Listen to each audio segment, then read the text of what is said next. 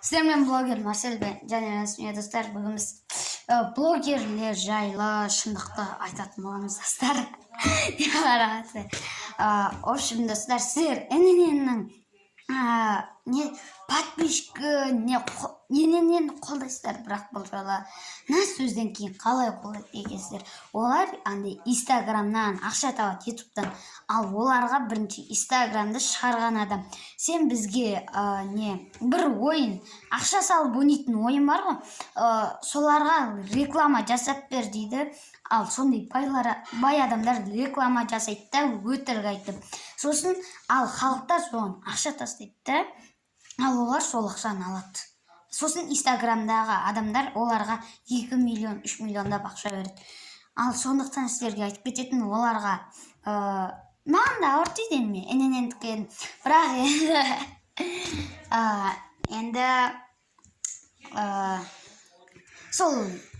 сондай ақша тігіп ойнайтын ойындар болса ойнамаңыздар. Ол ақшаларды НННдер солар алады кейін. Сол айтып кеткенде, біз қазір ғана инстаграм көріп отырып, соны көріп қалдым. Енді сіздерге ақша салып ойнайтын ойындарға ойнамаңыздар деймін. Және де ННН енді НННнің жанкері емеспін. Сондықтан оған енді подписаться етпеңіздер.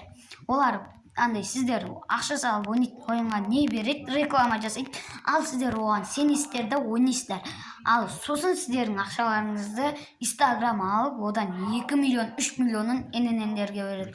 Ал олар оған сіздерден ол негізі өзінің ақшасы емес, халықтың ақшасын алып, ар жаққа жұмсап, не істейді, сөйтіп құртып жүреді. Сондықтан ақша құртатын ойын ойнамаңыздар достар.